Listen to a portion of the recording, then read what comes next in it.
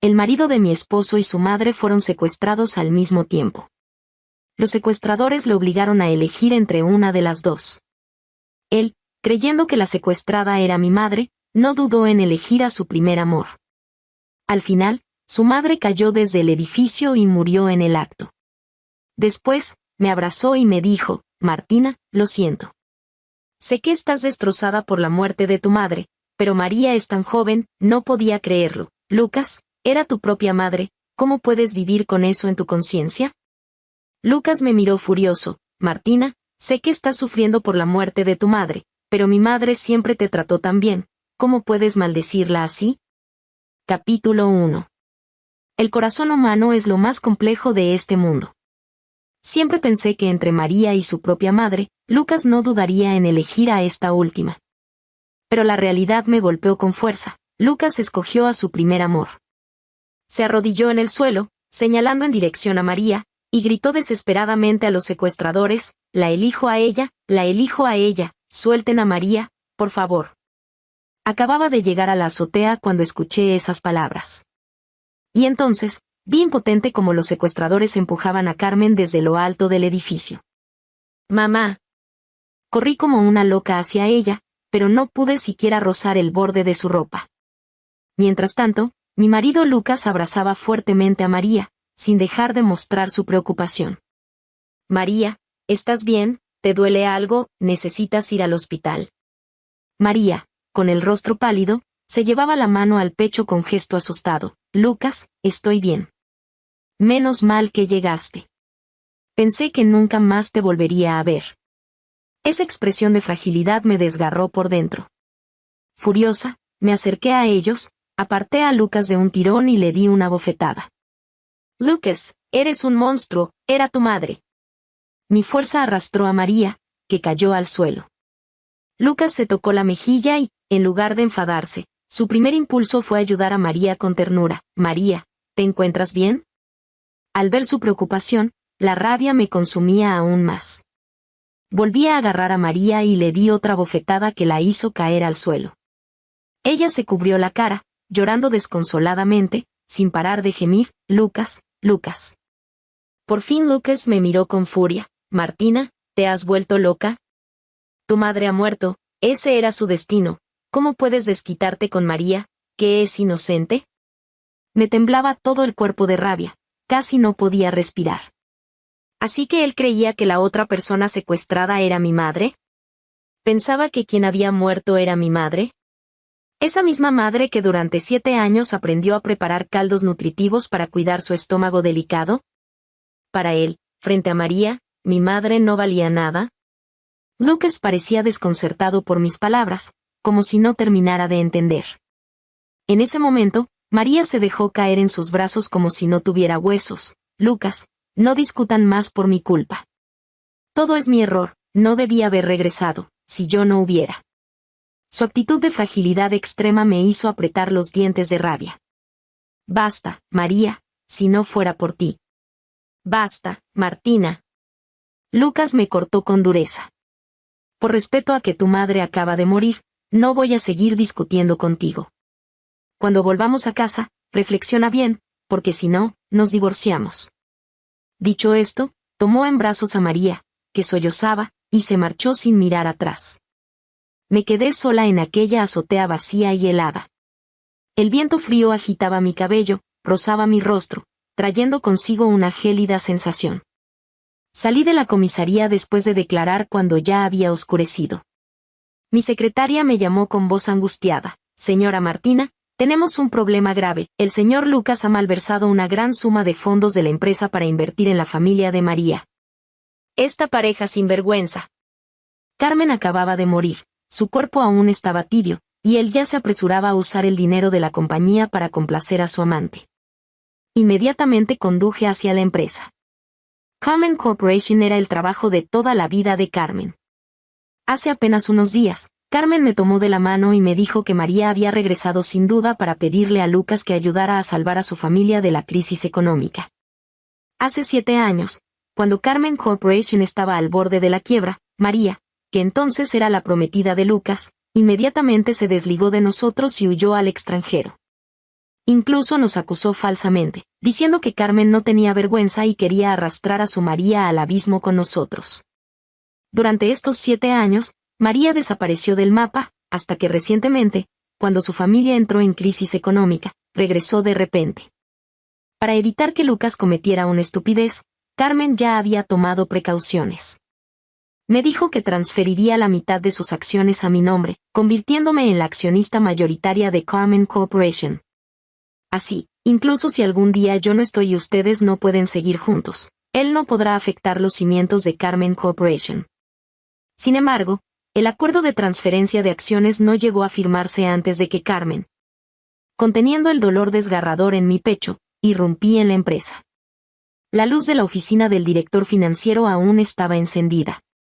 Abrí la puerta de una patada y arrojé el comprobante de transferencia sobre su escritorio. Inmediatamente recupera ese dinero, si no, te denuncio por malversación de fondos.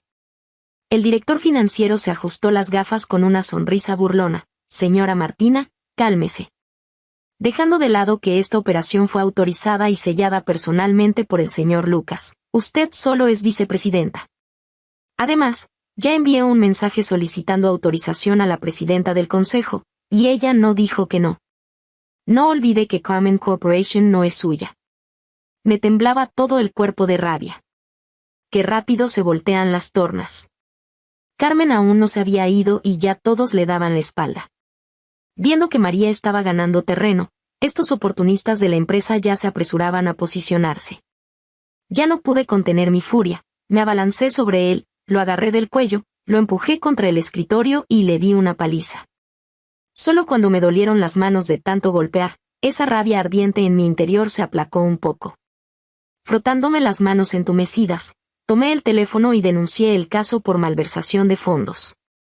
Luego convoqué una reunión de emergencia, exigiendo al departamento financiero que hiciera todo lo posible para recuperar ese dinero antes del amanecer. La sala de reuniones quedó en silencio absoluto. Todos bajaron la cabeza, nadie me apoyó.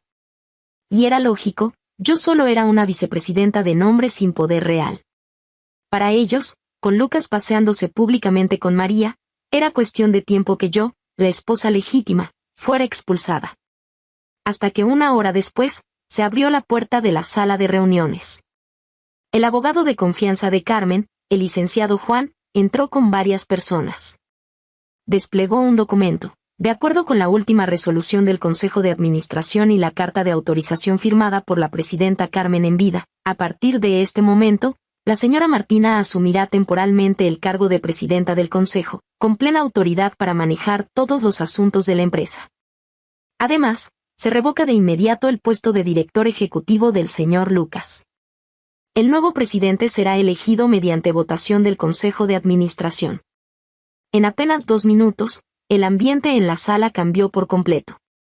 Las mismas personas que hace un momento estaban inertes, ahora tomaban mi propuesta y salían apresuradamente, compitiendo por ejecutarla. Capítulo 2. Me froté las sienes hinchadas por el cansancio.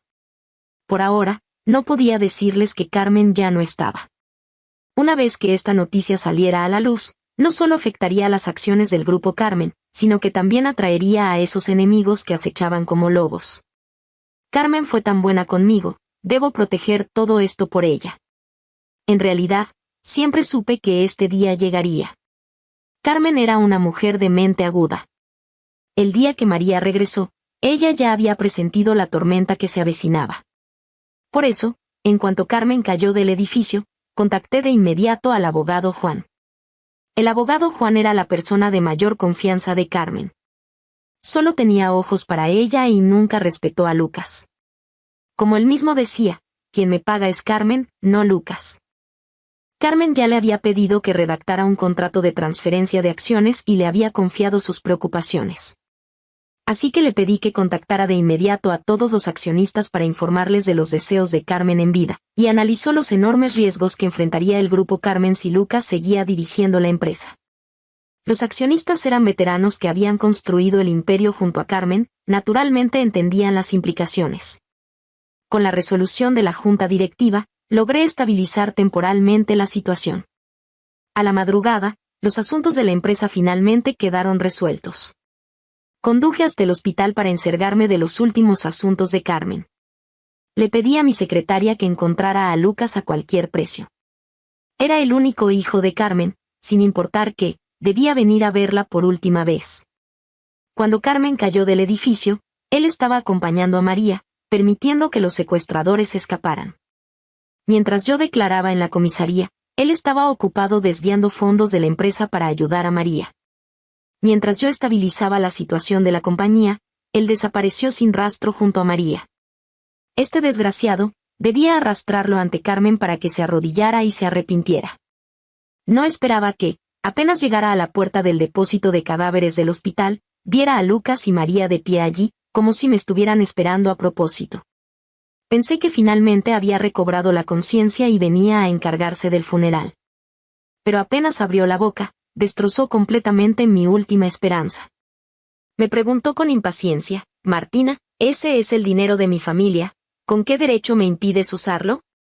Lo miré incrédula. ¿Entonces viniste aquí no para ocuparte del funeral de tu madre, sino por dinero? Lucas se sintió un poco incómodo, su mirada comenzó a esquivarme.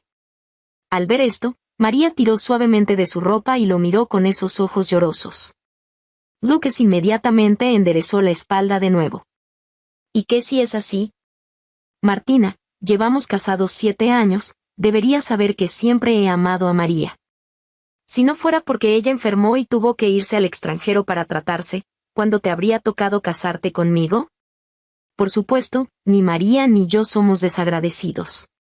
Si ahora sacas el dinero para ayudar a la familia de María a superar esta crisis, haré que María se vaya al extranjero, y nosotros 3 seguiremos viviendo como antes. ¿Nosotros 3? Su discurso desvergonzado me hizo reír. Lucas, tú y María son tal para cual. Igual de despiadados, igual de desvergonzados.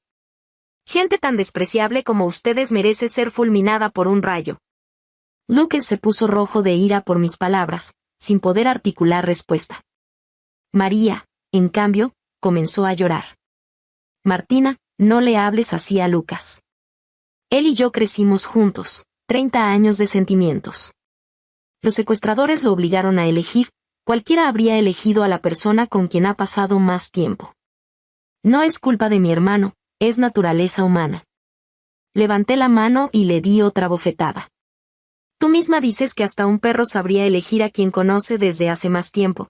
Entonces, ¿por qué Lucas te eligió a ti y no a su madre? Lucas quedó completamente atónito. Estaba a punto de seguir con mi sarcasmo cuando María, cubriéndose el rostro, lloró aún más fuerte. Hermana, sé que estás muy triste porque tu madre falleció, te entiendo. Pero ¿cómo puedes maldecir a la tía? En vida, ella siempre te trató como a una hija, incluso mejor que a Lucas. Sus palabras fueron como una llave que encendió instantáneamente la ira de Lucas. Martina, ¿cómo puedes ser tan malvada? Antes de irse de viaje, mi madre me llamó especialmente para pedirme que no te descuidaras solo porque María había regresado. Miré a este hombre estúpido frente a mí, incluso sentí que enfadarme era innecesario. Señalé fríamente la puerta del depósito de cadáveres. ¿Es tu madre o la mía? Entra a verlo y lo sabrás.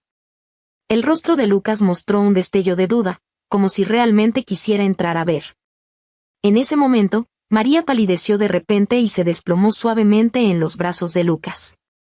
Lucas, me duele mucho el pecho. ¿Podrías llevarme a ver a un médico?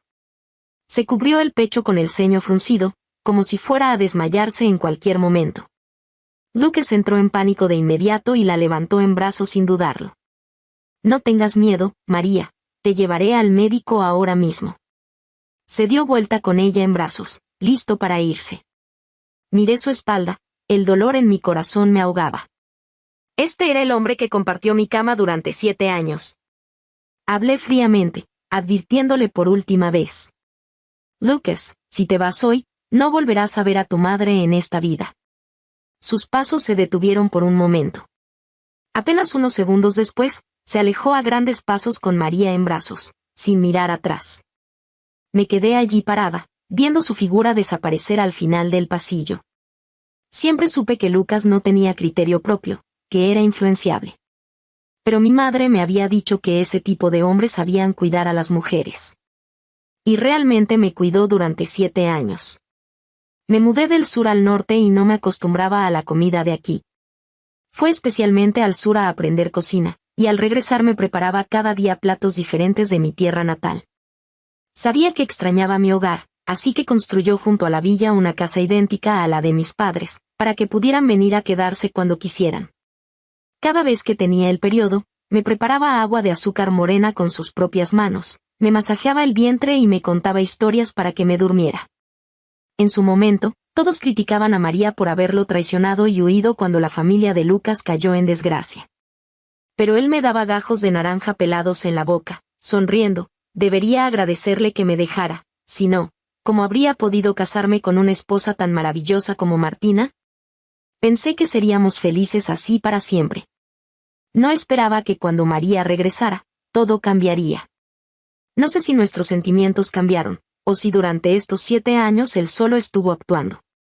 Pero esa persona era su madre, quien lo dio a luz y lo crió durante más de 30 años. ¿Era la persona que mejor lo trataba en este mundo? Carmen, fuiste fuerte toda tu vida, trabajaste arduamente, solo querías que tu hijo pudiera vivir inocente y feliz. Pero su inocencia y felicidad, al final, te costaron la vida. ¿Te arrepientes? Capítulo 3. En vida, Carmen era muy coqueta y cuidaba muchísimo su apariencia. Pero al caer desde el edificio, su rostro quedó completamente desfigurado. Decidí retrasar la cremación y contraté al mejor restaurador de cuerpos para que pudiera partir con dignidad. Sin embargo, esa decisión estuvo a punto de llenarme de un remordimiento que me perseguiría toda la vida. Al día siguiente, recibí una llamada alarmada del restaurador. Me dijo que el cuerpo de Carmen había desaparecido, que alguien que decía ser su hijo se lo había llevado. Al oír la palabra hijo, se me encogió el corazón, aunque todavía guardaba una pizca de esperanza. Quizás Lucas finalmente se había enterado de que la fallecida era Carmen. Así que no me preocupé demasiado. Hasta que recibí su llamada. En ese momento sentí que el mundo se me venía encima. Al otro lado de la línea, su voz tenía un dejo de satisfacción y chantaje. Martina, saca 100 millones para invertir en el negocio de la familia de María. Si no, venderé el cuerpo de tu madre. Temblé de rabia y le grité al teléfono, Lucas. ¿Ni siquiera levantaste la sábana para mirar? ¿Quién murió, tu madre o la mía? Por supuesto que miré, replicó con toda la seguridad del mundo. Aunque el rostro está irreconocible, mi madre jamás usaba faldas. Simplemente increíble.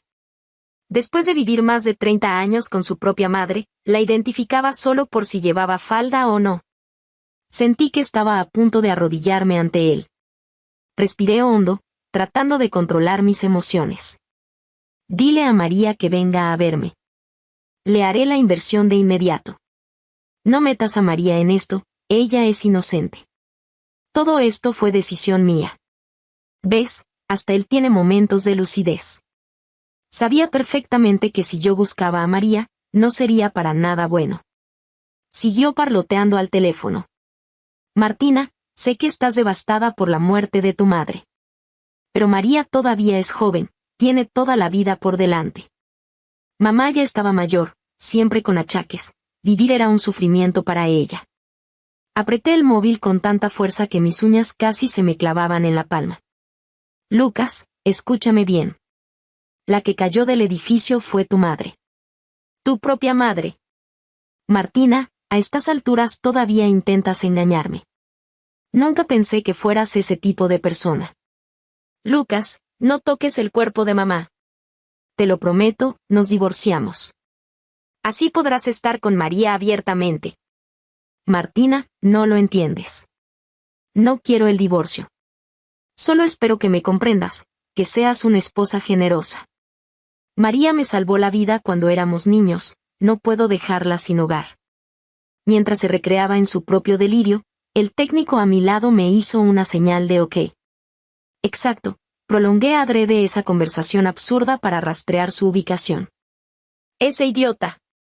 Hace tiempo que dejé de tener esperanzas en él. Según la localización, fui directamente con mis guardaespaldas a la casa de María. pero cuando derribamos la puerta, solo encontramos el móvil de Lucas sobre la mesa de centro de la sala. La madre de María, con las manos en las caderas, empezó a insultarme. No tenía tiempo para discutir con ella, así que ordené a mis guardaespaldas que destrozaran la casa de arriba a abajo. Jarrones antiguos, bolsos de marca, muebles de lujo, todo quedó hecho añicos. Emma se tiró al suelo llorando y gritando como una posesa. Me acerqué a ella y le arrojé un montón de documentos a la cara. Emma, hace 25 años tu hermana mayor se ahogó. Ni 6 meses después ya te habías casado con tu cuñado. ¿Creías que nadie lo sabía? Los llantos de Emma cesaron de golpe, su rostro se puso lívido. Me reí con frialdad, te lo advierto, si el cuerpo de Carmen sufre el más mínimo daño, lo que le pasó a tu hermana será tu futuro. Por favor, ¿de verdad creían que no sabía que todo este chantaje con el cuerpo había sido idea suya?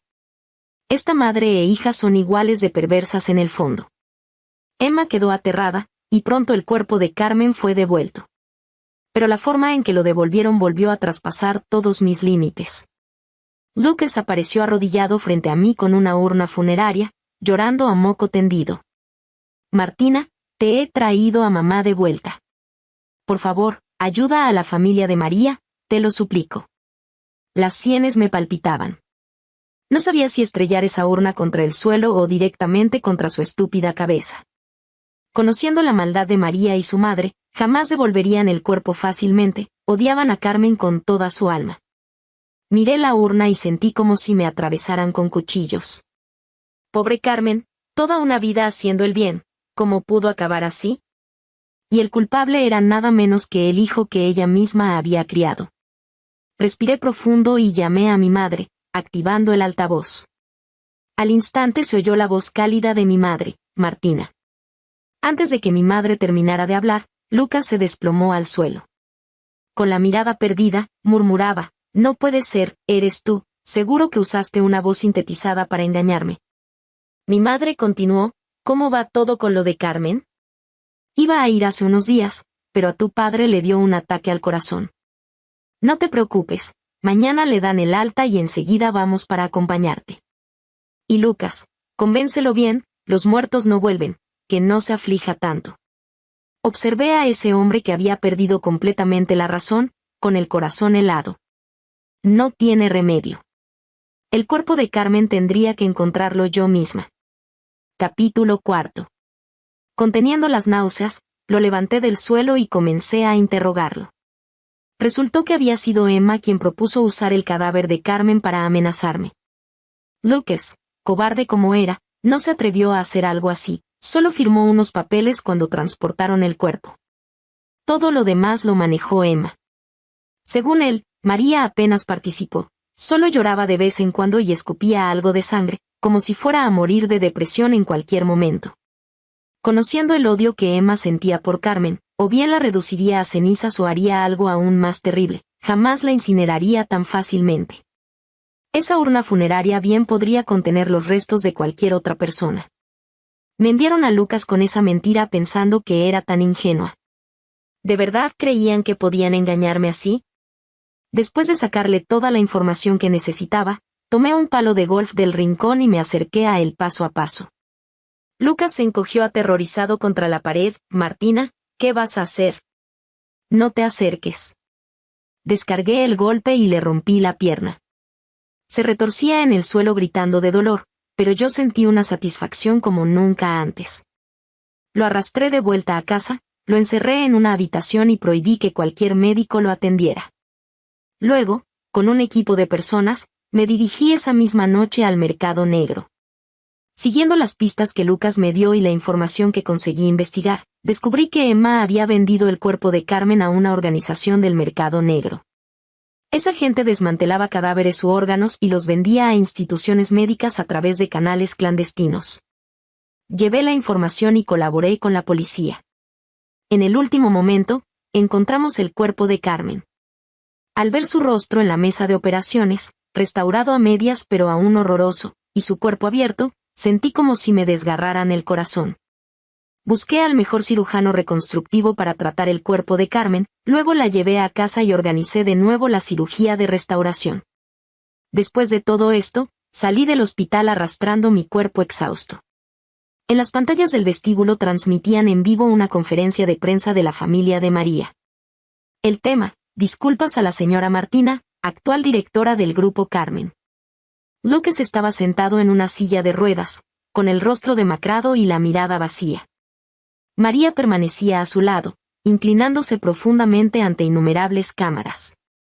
Primero, quiero pedirle perdón a Martina. No debí haber regresado, no debí causar estos malentendidos. Levantó la cabeza, los ojos enrojecidos y la voz quebrada. Según su relato, hace unos días, recién bajó del avión, mi madre la interceptó en el aeropuerto. Mi madre le dio una maleta llena de dinero, rogándole que no volviera, temiendo que ella y Lucas reavivaran su romance y afectaran nuestro matrimonio. Entonces aparecieron los secuestradores, y al ver ese dinero, la secuestraron a ambas.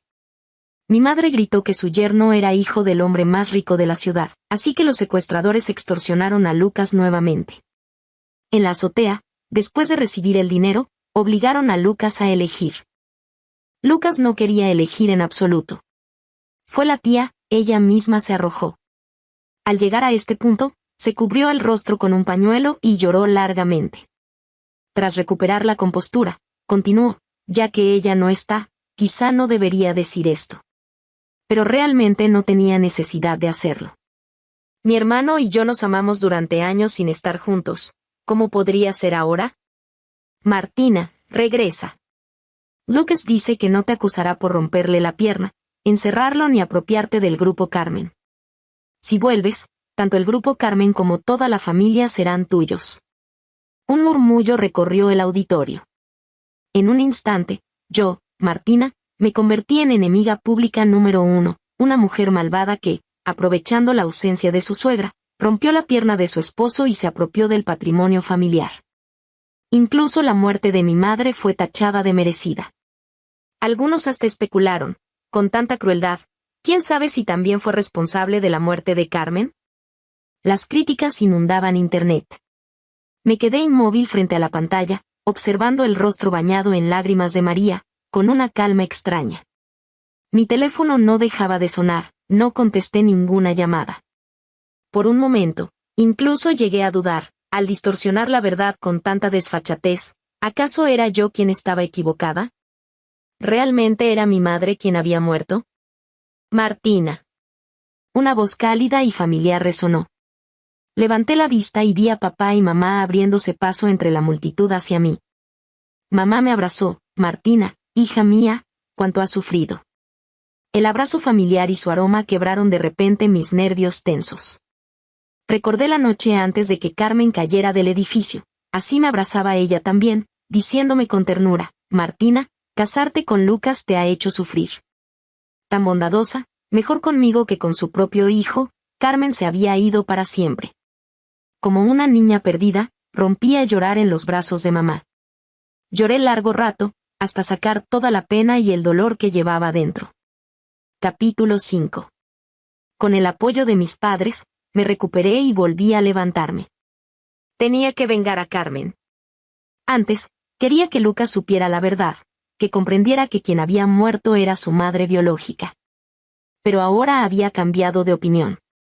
Quería que viviera lúcido y sufriendo, que la muerte le pareciera un alivio. Siempre sospeché que la muerte de Carmen había sido una trampa orquestada por María. La tarde del día en que cayó del edificio, Carmen me llamó. Me contó que María la había buscado y le había prometido que si la ayudaba a salvar a su familia de la crisis, se iría del país inmediatamente y jamás volvería a ver a Lucas. Carmen la rechazó de inmediato. Aún recordaba vívidamente cómo María la había traicionado años atrás. ¿Cómo podría ayudarla ahora? Carmen temblaba de rabia al teléfono. No sabes lo siniestra que fue la sonrisa de esa muchacha al final. Me dijo que no me arrepintiera. Por la noche volvió a llamarme para amenazarme, diciéndome que lo pensara bien. Dios mío, ¿cómo pudo convertirse en alguien tan despreciable una niña que de pequeña parecía tan dulce? ¿Con esos trucos baratos pretende intimidarme? Carmen era cautelosa y solía grabar llamadas importantes. Después encontré esa grabación en su teléfono y la guardé. Pero esa grabación por sí sola no bastaba para demostrar que María había planeado el secuestro y el asesinato. Necesitaba pruebas más directas. Preparé un plan doble. Por un lado, contraté al mejor detective privado por una suma considerable para vigilar a María y su madre las 24 horas. Como aún no habían logrado su objetivo, seguramente harían más movimientos. Por otro lado, contraté a gente para buscar a los secuestradores. Aunque todos llevaban máscaras, siempre he tenido buen olfato. Recordaba claramente que uno de ellos llevaba un perfume muy particular, JK número 9. Cada fragancia de JK es de edición limitada mundial, y del número 9 solo se vendieron 50 frascos. Encontrar a esa persona no sería difícil, solo requería tiempo. Una semana después, encontré un nombre familiar, Pablo. El padre biológico de Lucas, un hombre al que Carmen odió toda su vida y del que nunca nos habló. La investigación reveló que hace un mes, justo cuando la familia de María enfrentaba la crisis económica, Pablo se había reunido con María. Y el día del secuestro de Carmen, Pablo había tomado el primer vuelo de regreso al país. Inmediatamente entregué esta información a la policía.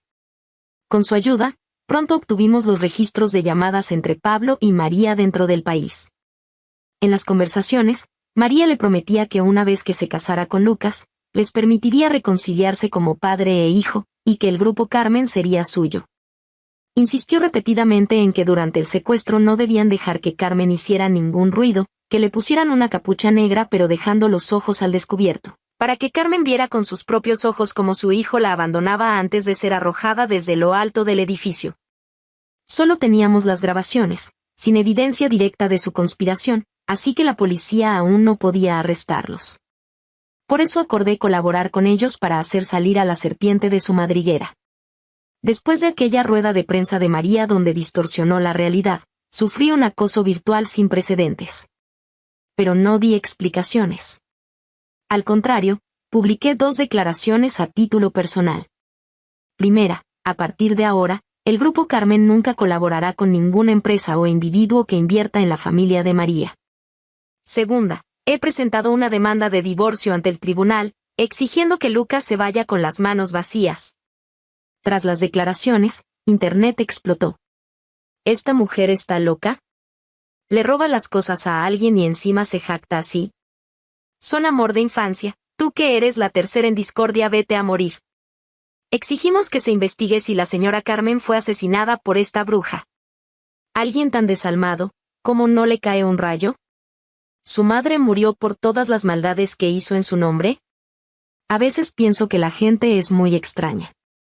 No les importa la verdad sobre la caída del edificio, no les importa el dolor de los familiares del difunto, pero sí les importa el chisme de quién hace mejor pareja con quién. Sin embargo, al ver que la tensión en Internet crecía cada vez más, me sentía nerviosa pero también expectante.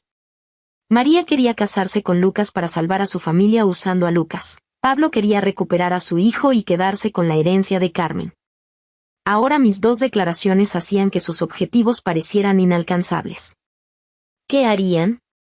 ¿Renegociar o actuar desesperadamente?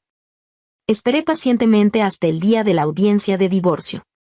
Ese día, la sala del tribunal estaba abarrotada de periodistas y curiosos. Normalmente los casos de divorcio no pueden transmitirse en vivo, pero tras múltiples solicitudes mías, el juez consultó a Lucas, quien para demostrar su magnanimidad ante el público, aceptó de buen grado. Así, con la aprobación del tribunal, nuestro caso de divorcio sería transmitido en vivo por toda la red. Antes de la audiencia, Lucas me dio un ultimátum con el rostro frío. Martina, te doy una última oportunidad. Arrodíllate ahora y discúlpate con María, saca 100 millones para ayudarla, y podré perdonarte. Sin mostrar emoción, señalé su silla de acusado, tú eres el demandado. ¿Lo entiendes? Tú. Se puso pálido de la rabia. María inmediatamente lo detuvo, diciendo con voz dulce, Lucas, no te enfades. Luego se volvió hacia mí, con expresión de fingida bondad, hermana Martina, no actúes impulsivamente. Si realmente se divorcian, ¿cómo vas a dirigir el grupo Carmen siendo una extraña? No tienes ni el nombre ni la legitimidad. Muchos en la galería la apoyaron, elogiando su bondad y generosidad. A ese tipo de persona ni siquiera me dignaba a mirarla. Me sacudí la ropa sucia, manchada por la leche y los huevos que la gente me había arrojado esa mañana, y me dirigí directamente al estrado de la parte demandante. Capítulo 6. El juez, al verme toda despeinada y sucia, me preguntó amablemente si necesitaba arreglarme un poco primero. Miré hacia el guardaespaldas en la tribuna de espectadores, quien asintió casi imperceptiblemente. Sonreí y dije, no es necesario, señoría. Quiero mantener esta ropa sucia para revelar el comportamiento aún más sucio de ciertas personas. Quiero que todos los que me acosaron en Internet vean con sus propios ojos que es realmente la justicia que creían defender. La gente se burló y comenzaron los insultos. Hasta que el juez golpeó el mazo y preguntó, demandante, ¿cuál es la razón principal por la que solicita el divorcio? Respondí con voz clara y firme, el demandado, sin escrúpulos ni humanidad, asesinó a su propia madre con sus propias manos y luego se coludió con el asesino para traficar con su cadáver. En un instante, toda la sala quedó en completo silencio. Incluso el experimentado juez se quedó atónito. Lucas fue el primero en reaccionar, saltando de su asiento. Martina, estás mintiendo. La que murió fue tu madre. Los secuestradores llamaron diciendo que habían secuestrado a mi ser más querido y a mi suegra. La sala estalló en conmoción. El juez golpeó el mazo con fuerza. Silencio. Silencio. Sin prestar atención a sus gritos, presenté tranquilamente 3 pruebas en video al tribunal. El primer video era de las cámaras de seguridad de la azotea el día que Carmen cayó, registrando claramente cómo Lucas se arrodilló suplicando, eligió a María, y cómo los secuestradores empujaron a Carmen desde el edificio. El segundo video mostraba la escena cuando la policía desmanteló el mercado negro de órganos, con Carmen destripada. El tercer video mostraba a Carmen después de la reconstrucción facial, descansando pacíficamente en la morgue esperando la cremación. Cuando terminaron los 3 videos, Lucas se desplomó, deslizándose de la silla al suelo. Con los ojos vacíos, murmuraba, imposible, no es cierto, no era mi mamá, la que murió no era mi mamá. Al verlo así, sentí una oleada de tristeza. Por mí misma, por mi madre, y por su madre. Sin darle ningún respiro, solicité inmediatamente que comparecieran los testigos. Cuando mi madre apareció del brazo de mi padre, con su documento de identidad en mano, toda la sala quedó nuevamente impactada. Observé los ojos de Lucas enrojecerse gradualmente, llenándose de sangre, mientras su mente comenzaba a colapsar. Sonreí y le dije en voz baja, lo suficientemente bajo para que solo nosotros 2 pudiéramos oír, Lucas, esto apenas comienza. Quería que experimentara en carne propia lo que significa tener el corazón desgarrado. Delante de todos, presenté varias grabaciones de llamadas telefónicas. Incluían grabaciones de María amenazando a Carmen, así como sus conversaciones con Pablo. En la primera grabación, María estaba amenazando a Carmen. La segunda era del día que Pablo regresó al país, una conversación donde conspiraban, registrando claramente cómo María le instruyó que hiciera que Carmen viera con sus propios ojos cómo su hijo la abandonaba. La tercera era de esta mañana, antes de la audiencia, donde Pablo amenazaba a María exigiendo 3 millones inmediatamente como dinero de silencio, o de lo contrario iría a la policía a denunciarla como la verdadera instigadora. María, por su parte, insistía en que había sido Pablo quien empujó a la víctima. En la llamada, ambos se acusaban mutuamente, discutiendo sin parar, cada uno relatando cómo yo los había acorralado. Después de calmarse, sorprendentemente llegaron a un nuevo acuerdo, unirse para atacarme. Cuando terminaron las grabaciones, declaré al juez, Pablo, de camino al tribunal, intentó sabotear el sistema de frenos de mi auto y ya ha sido arrestado infraganti por la policía. En cuanto a María, en ese momento estaba siendo estrangulada por un Lucas completamente enloquecido. ¿Por qué? ¿Por qué le hiciste daño a mi mamá? Fui tan bueno contigo, mi mamá te trató como a una verdadera nuera, tú fuiste quien quiso irse. ¿Por qué? Los oficiales tuvieron que hacer un gran esfuerzo para separarlos. María se desplomó en el suelo, tosiendo violentamente, cubriendo las marcas rojas evidentes en su cuello, llorando con agravio. Me señaló, usando sus últimas fuerzas para gritar, no es cierto, no es así. Lucas, es ella, todo es culpa de ella. Esa zorra lo inventó todo. Lucas, no le creas. Pero Lucas, como si no la oyera, comenzó a reír mientras lloraba. Qué tonto he sido, realmente, qué tonto. Reía y lloraba al mismo tiempo, como si hubiera enloquecido completamente. A mi mamá le gustaba el cabello ondulado permanente, mi suegra siempre lo tuvo liso. Mi mamá tenía un lunar en la frente, mi suegra no. Mi mamá era más alta y más delgada que mi suegra. Qué tonto, incluso sus cuerpos eran diferentes, y yo. Mientras hablaba, vomitó sangre repentinamente, luego puso los ojos en blanco y se desmayó. Observé fríamente todo esto, pero la tristeza en mi corazón se volvía cada vez más pesada. Carmen había muerto hacía tanto tiempo, le había recordado tantas veces, pero nunca le importó. No es que no me creyera, simplemente nunca le dio importancia al asunto. Carmen, ¿lo ves? La persona que él ama, siempre ha sido únicamente él mismo. Capítulo 7. Aunque Lucas se desmayó en plena audiencia, insistía en que el juez completara todo el proceso judicial. Este divorcio era innegociable. Al finalizar la vista, permanecí frente a innumerables cámaras con aquella ropa manchada y solo pronuncié una frase. La verdad puede llegar tarde, pero nunca faltará a la cita. Entre la multitud, una chica de aspecto dulce se abrió paso hasta mí y me pidió disculpas con el rostro lleno de culpa. Era la misma que por la mañana me había arrojado leche. Lo siento, no sabía que la verdad era así, no debí. La miré con frialdad e interrumpí sus palabras. ¿Acaso te crees jueza? ¡Oh Dios! Su rostro palideció al instante. Le lancé una mirada cargada de sarcasmo. Jamás perdonaré a alguien que se atreve a juzgar la vida ajena con un conocimiento tan superficial. Dicho esto, me di la vuelta y me marché escoltada por guardaespaldas. En poco tiempo, el escándalo de hace 25 años salió a la luz en Internet. Emma había asesinado a su propia hermana para casarse con su cuñado. El escándalo fue monumental. La familia de María quedó completamente destruida.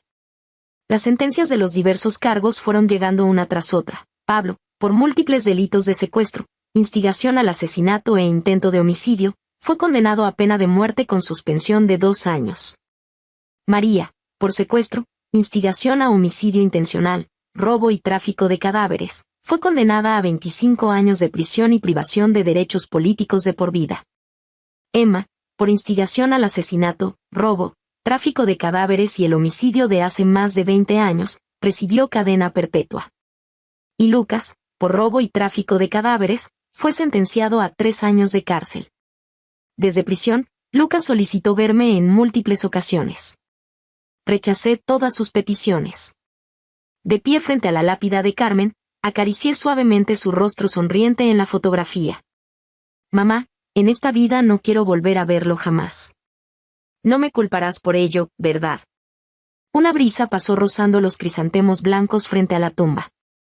Me pareció ver a Carmen sonriéndome mientras decía, no te culpo, hija. Gracias, Martina. Si te gustó esta historia, por favor haz clic en suscribir a mi canal. Bienvenidos a nuestro canal de audiohistorias.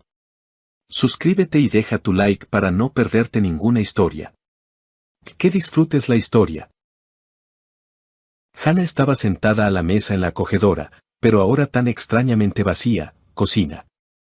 A través de las cortinas se filtraban suaves rayos de sol que iluminaban el papel tapiz descolorido y las esquinas desgastadas de la mesa donde ella y su hija, Chloe, tan a menudo tomaban el té mientras platicaban de todo.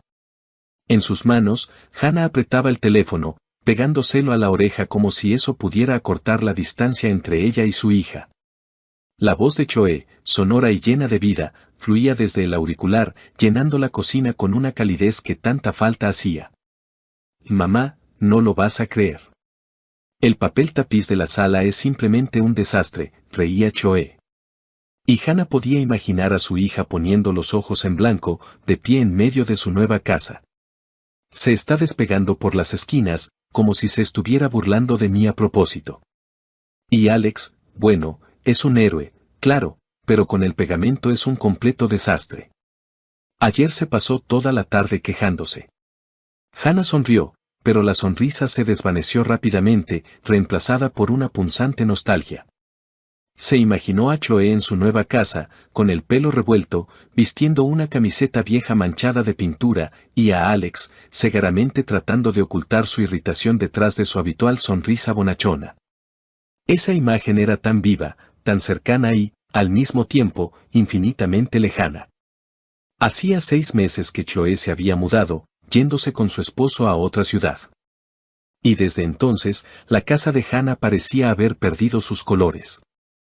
Sin la risa sonora de su hija, sin su costumbre de tararear en voz baja, sin sus pasos apresurados sobre las crujientes tablas del suelo, la casa se sentía ajena, fría, casi sin vida. Hannah desvió la mirada hacia una taza vacía que estaba sobre la mesa. Era la taza favorita de Chloe, blanca con un ridículo dibujo de un gato con gafas, que su hija había traído de algún viaje. Mamá, es mi estilo, se reía cuando Hannah bromeaba sobre su elección. Ahora la taza permanecía intacta y Hannah no se atrevía a guardarla en el armario, como si eso pudiera borrar definitivamente la presencia de su hija en la casa. Pasó un dedo por el borde de la taza, sintiendo un nudo en la garganta. Llama más seguido, hija, dijo Hannah en voz baja, tratando de que no le temblara la voz. Los extraño tanto, a ti, a Alex, tu desorden, añadió con una leve sonrisa, intentando ocultar su melancolía. Oh, mamá, extrañas mis cosas tiradas por todas partes, respondió Chloe con un reproche juguetón. No te preocupes, ya te haré un buen desorden cuando vaya de visita. Te prometo que pronto nos daremos una escapada. Alex ya está soñando con tus pasteles. Los estaré esperando, respondió Hannah, y en su voz brilló una chispa de esperanza. Las palabras de Chloe, tan simples y cálidas, disiparon por un momento la soledad, envolviendo su corazón en una luz suave. Pero tan pronto como su hija se despidió y el teléfono enmudeció, el silencio volvió a caer sobre Hannah como un pesado manto. Dejó el teléfono y abrazó la taza con las manos, como si pudiera retener en ella el calor de la voz de Chloe. En su memoria surgieron momentos que ahora parecían lejanos, casi irreales. Como ella y su hija hacían panqueques, discutiendo cuánta azúcar poner en la masa. Como Chloe, todavía en la escuela, corría hacia ella con las rodillas raspadas, ocultando las lágrimas detrás de una valiente sonrisa. Como juntas eligieron un vestido para la graduación, riendo hasta las lágrimas por los diseños ridículos. Estos recuerdos eran a la vez dulces y dolorosos, porque acentuaban el vacío que había quedado tras la partida de su hija. Hannah se levantó y se acercó a la ventana, mirando el patio otoñal donde el viento arrastraba las hojas caídas. Alguna vez, ella y Chloe paseaban por allí, recogiendo castañas. Ahora el patio estaba vacío, al igual que su corazón. No solo extrañaba a su hija, sino también a esa versión de sí misma que se sentía necesitada, amada, insustituible. Chloe había comenzado una nueva vida, y Hannah se alegraba por ella, pero no podía deshacerse de la sensación de que su propia vida se había estancado, perdiendo su sentido. De repente, un timbre agudo en la puerta rompió el silencio. Se sobresaltó, dejó su té a medio beber y se arregló instintivamente el cabello, alisando los mechones rebeldes que se habían escapado de su moño desordenado. Seguro es Brenda, que viene a pedir sal otra vez, pensó, recordando cómo su vecina del primer piso solía aparecer con el salero vacío y un montón de historias sobre su gato. Hannah se levantó del sofá y caminó hacia la entrada. Al abrir la puerta, se quedó helada. En el umbral no estaba Brenda, sino un mensajero con una mirada cansada y un ramo de rosas rojas en las manos. Las flores eran espectaculares, brillantes, frescas, con pétalos aterciopelados de los que emanaba un aroma dulce, casi embriagador. Hannah se quedó desconcertada. Michael, su esposo, no era propenso a los gestos románticos. En 20 años de matrimonio, solo le había regalado flores en ocasiones especiales, como aniversarios o cumpleaños, y aún así, solía elegir modestos claveles o tulipanes. Un ramo tan exuberante de rosas parecía algo de otra vida, no de su realidad. Flores para usted. Adentro hay una nota, masculló el mensajero mientras le entregaba el ramo. Su voz sonaba indiferente, como si ya hubiera entregado 100 ramos iguales ese día y solo soñara con un descanso.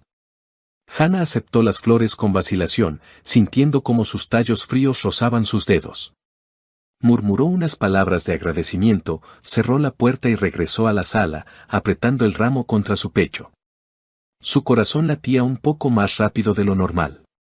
Una mezcla de sorpresa y una tímida alegría. Quizás Michael había decidido sorprenderla. Quizás era su manera de recordarle que todavía la amaba, a pesar de sus conversaciones cada vez más escasas y la frialdad que se había instalado sigilosamente entre ellos en los últimos años. Puso el ramo sobre la mesa e inhaló el aroma de las rosas, cerrando los ojos. Por un instante, le pareció que era joven de nuevo, que Michael, como en los primeros años de su matrimonio, la esperaba al volver del trabajo con flores y una sonrisa. Pero al abrir los ojos, notó una pequeña tarjeta blanca atada con una cinta de satén que envolvía los tallos. Los dedos de Hannah temblaron cuando desató con cuidado la cinta y desdobló la nota. En la tarjeta, con una caligrafía pulcra, estaba escrito: «Te amo, Jessica». El nombre la golpeó como una bofetada. Jessica. Un nombre ajeno, desconocido, afilado como una cuchilla que se clavó en su corazón, dejando tras de sí un vacío helado. Hannah releyó la nota, esperando haberse equivocado, que fuera alguna broma o un error tipográfico. Pero las letras eran claras. Apretó la tarjeta con tanta fuerza que el papel se arrugó en su mano y se dejó caer en una silla, sintiendo que las rodillas le flaqueaban. Las rosas, que un minuto antes parecían un regalo, ahora lucían como una traición, una burla a sus esperanzas. Todo el día, Hannah intentó distraerse. Lavó los platos, reorganizó cosas, incluso encendió la televisión, pero sus pensamientos volvían a esas palabras: «Te amo, Jessica». ¿Quién era Jessica? ¿Por qué su nombre estaba en un ramo destinado a ella? Recordó el rostro de Michael, sus ojos cansados, su costumbre de permanecer en silencio durante la cena. Quizás simplemente se había equivocado al encargar las flores, pero en el fondo de su alma ya se agitaba una terrible sospecha que intentaba alejar. Cuando Michael regresó a casa por la noche, Hannah lo recibió en el vestíbulo. Él se quitó el abrigo, echó un vistazo a la mesa vacía y, sin notar el ramo, preguntó: «¿La cena estará lista pronto?». Hannah, en silencio, sacó del bolsillo la nota arrugada y se la extendió. Su mano temblaba y sus ojos buscaban en el rostro de él la verdad, alguna pista que la calmara o lo destruyera todo. «¿Qué es esto?», preguntó, y su voz, a pesar de su intento por sonar tranquila, se quebró traicioneramente. Michael tomó la nota, la leyó rápidamente y frunció el ceño. Por un instante, Hannah percibió confusión en su mirada, pero él se recompuso rápidamente. «Debe ser un error, Hannah», dijo, encogiéndose de hombros como si fuera una niñedad. «Seguramente en la florería mezclaron los pedidos. Ahora llamo y lo aclaro. Sabes que yo no sé regalar ramos así». Sacó su teléfono y marcó el número de la florería, apartándose hacia la ventana. Hannah lo observaba, de pie junto a la mesa, con los brazos cruzados sobre el pecho, como si se protegiera de algo invisible. Michael hablaba en voz baja y, al poco tiempo, volvieron a llamar a la puerta. El mismo mensajero, ahora aún más irritado, recogió el ramo, murmurando una disculpa. Hannah captó cómo Michael le decía algo al despedirse, pero no entendió las palabras. La voz de su esposo sonaba apagada, como si no quisiera que ella lo oyera. Cuando la puerta se cerró, Michael regresó hacia ella con una sonrisa cansada. «Ya se lo llevaron, se equivocaron de dirección». «Entonces, cuando cenamos», dijo, abrazándola por los hombros. Sus manos estaban cálidas, pero Hannah sintió un escalofrío recorrerle la espalda. Ella asintió, forzándose a sonreír, pero un nudo pesado permanecía en su pecho. Quería creerle a Michael, quería convencerse de que realmente había sido un error, que su matrimonio, aunque desgastado por el tiempo, seguía siendo fuerte. Pero las dudas, como sombras, ya comenzaban a cernirse sobre su corazón, susurrando preguntas para las que temía buscar respuestas. «Pasemos el fin de semana juntos», propuso Michael, mirándola a los ojos. «Solo tú y yo. Vayamos a algún lugar para relajarnos». Hannah asintió de nuevo, aferrándose a sus palabras como a un salvavidas. Ansiaba tanto devolver la calidez a su relación, sentir que todavía estaban cerca, que sus vidas no se estaban desmoronando. Está bien, respondió en voz baja. Pero cuando Michael se fue al baño, Hannah se quedó de pie en la sala, mirando el lugar vacío donde hasta hacía poco habían estado las rosas. La nota había desaparecido, el ramo se lo habían llevado, pero el nombre de Jessica permanecía, grabado en sus pensamientos como una mancha imposible de lavar. Sabía que esa noche algo había cambiado en ella, y las sombras de la duda, una vez que aparecían, no desaparecerían tan fácilmente. El sábado fueron al centro. Hannah admiraba los escaparates brillantes, tratando de distraerse de sus pensamientos inquietantes. Planeaban ir al cine, pero en el auto, mientras buscaba servilletas en la guantera, Hannah encontró 2 boletos para el teatro. Las fechas en los boletos eran del mes pasado, y era para una obra que Michael no le había mencionado. ¿Qué es esto?, preguntó, mostrándole los boletos. Michael echó un vistazo y se encogió de hombros. Le presté el auto a un amigo. Él fue con una nueva chica. Ya te había dicho que Gary me pidió el auto. Hannah recordó que Michael había mencionado a un amigo, pero la explicación sonaba demasiado pulida. Decidió callar, pero su corazón latía con ansiedad. Unos días después, Hannah encontró en el bolsillo de un traje de Michael un recibo de lencería femenina. Revisó los armarios. No había lencería nueva. El deseo de saber la verdad se volvió insoportable. Hannah intentó desbloquear el teléfono de Michael, pero él había cambiado la contraseña, algo que nunca antes había hecho. Esa noche, lo siguió cuando dijo que se quedaría hasta tarde en el trabajo. En una cafetería al otro lado de la calle de su oficina, vio a Michael con una mujer joven. Estaba embarazada, su mano descansaba sobre la de Michael, y él le sonreía como no le había sonreído a Hannah en mucho tiempo. Cuando la llave giró en la cerradura, Hannah se tensó. Lo había esperado toda la noche, anhelando una explicación, cualquier justificación para su extraño comportamiento. Pero cuando la puerta se abrió de par en par, el mundo de Hannah se hizo añicos. Michael no entró solo. Detrás de él, como salida de un melodrama barato, desfilaba una joven, alta, con rizos perfectamente peinados y una mirada arrogante. Su vestido rojo brillante gritaba confianza en sí misma, y su mano, colocada demostrativamente en el codo de Michael, parecía gritar, «Esto ahora es mío». Los ojos de la mujer, Heather, como se enteró más tarde, se encontraron con los de Hannah. Y en esa mirada había tanto desafío que Hannah sintió como la sangre le hervía en las venas. Michael se detuvo en medio de la sala, se ajustó el cuello de la camisa y, sin mirar a Hannah a los ojos, soltó, como si lo hubiera ensayado frente al espejo, «Hannah, esta es Heather. Hace tiempo que quería decírtelo. Vamos a vivir juntos. Heather está embarazada de mí. Lo siento». Su voz era fría como un viento helado en enero, pero no se detuvo, decidido a rematarla, «Y tú, bueno, vete a la casa de campo. El aire fresco te sentará bien, podrás regar tus florecitas allí». Hannah se quedó paralizada, como si alguien hubiera silenciado el sonido en la habitación. Su mente se negaba a aceptar las palabras que acababa de pronunciar su esposo, el hombre con el que había compartido 20 años de vida, cama, sueños, una hipoteca, la casa de campo, las florecitas. ¿Hablaba en serio? Miró a Heather, que estaba de pie, con la espalda orgullosamente erguida y una ligera sonrisa de suficiencia, como si ya estuviera eligiendo las cortinas para ese departamento. Y en ese momento, algo dentro de Hannah se rompió. El mundo no solo se derrumbó, explotó como una burbuja de jabón, dejando tras de sí solo furia, caliente, ciega y absolutamente incontrolable. «Florecitas», gritó Hannah, saltando del sofá con tal brusquedad que la taza de té voló al suelo, haciéndose añicos con un estruendo.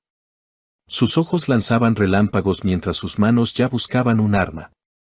Y la encontraron, un viejo trapeador de madera que acumulaba polvo en un rincón junto a la pared, como un fiel guardián de su hogar familiar. Hannah agarró el trapeador, apretándolo como si fuera la espada de la justicia, y con un grito de guerra digno de una valquiria, se abalanzó sobre Michael. «Largo de aquí, traidores», gritaba, blandiendo el trapeador con tal energía que silbaba en el aire como una hélice. Michael, que claramente no esperaba que su recatada esposa se convirtiera en una furia, retrocedió, tropezando con la mesa de centro. Heather, cuya confianza se había evaporado más rápido que la niebla matutina, soltó un chillido digno de una película de terror barata y retrocedió hacia la puerta, cubriéndose el vientre con las manos como si Hannah planeara un duelo de trapeadores. «Hannah, te has vuelto loca», gritó Michael, tratando de esquivar el trapeador que ya se cernía amenazadoramente sobre su cabeza. «Loca», rugió Hannah, lanzando una estocada que casi hizo caer a Michael al suelo. «Tú me hablas de la casa de campo, de las florecitas, y mientras tanto te revuelcas con esta mocosa». Heather emitió un chillido ofendido y corrió hacia la puerta, casi derribando el perchero en el vestíbulo. Michael, dándose cuenta de que la batalla estaba perdida, agarró a Heather del brazo y, como dos palomas asustadas, salieron volando del departamento, dejando tras de sí solo el sonido de una puerta cerrándose de golpe. Hannah, respirando con dificultad, arrojó el trapeador al suelo y cerró la puerta con un estruendo, girando la llave como si estuviera poniendo punto final a su matrimonio. Se apoyó de espaldas a la puerta y se deslizó lentamente hasta el suelo, sintiendo cómo la furia daba paso al dolor. Las lágrimas brotaron a raudales. En su cabeza, los recuerdos giraban como un torbellino. Su boda, cuando Michael bailó con ella bajo la lluvia, olvidándose de los invitados, el nacimiento de Choe, cuando él, llorando de felicidad, sostuvo a la pequeña en sus brazos, las promesas que le susurraba por las noches, jurando que estarían juntos para siempre. Todo eso había sido aplastado ahora por sus palabras, por su traición, por esa ridícula Heather con su vestido rojo. Se abrazó las rodillas, hundiendo el rostro en las manos, y lloró hasta que le dolió la garganta. La noche se extendió, interminable, como una pesadilla de la que era imposible despertar. Hannah abrazó una almohada que olía a su pasado compartido y trató de entender cómo su vida, tan familiar y querida, se había convertido en esta farsa absurda. En algún lugar en el fondo de su alma, todavía esperaba que fuera un sueño, que por la mañana Michael entrara con una sonrisa culpable y lo explicara todo. Pero su corazón conocía la verdad. La puerta que había cerrado de golpe ya no se abriría para él. ¿Y el trapeador? El trapeador ahora se convertiría en una leyenda. Por la mañana, apenas amanecía, Hannah llamó a Choe. Su voz temblaba mientras le contaba la traición de Michael. «Mamá, él no te merece», dijo Choe con firmeza. «Eres fuerte. Saldremos de esto. El divorcio es la única salida. Te encontraremos a alguien nuevo». Choe llegó unas horas después, abrazó a su madre y no la soltó hasta que dejó de llorar. Más tarde, llegó la amiga de Hannah, Linda, con una botella de vino y una caja de pasteles. «No estás sola, Hannah», dijo Linda, apretándole la mano. «Estamos contigo». Sus palabras, su calidez, se convirtieron para Hannah en un salvavidas en un mar de dolor. 2 semanas después, en una tarde fría y húmeda de otoño, Hannah oyó un timbre vacilante en la puerta. Estaba sentada en la sala, envuelta en una manta de lana, con un libro que no había podido leer. Sus pensamientos todavía giraban en torno a la traición de Michael. El timbre fue tímido, casi suplicante, y Hannah supo de inmediato quién estaba detrás de la puerta. Su corazón se encogió, pero no de dolor, sino de una fría determinación. Se levantó lentamente, se ajustó la manta y se dirigió a la puerta como un soldado que va a su última batalla. En el umbral estaba Michael. Su aspecto era patético, como el de un perro mojado abandonado bajo la lluvia. El abrigo estaba empapado, el pelo pegado a la frente, y su rostro, pálido y demacrado, parecía tallado en cera.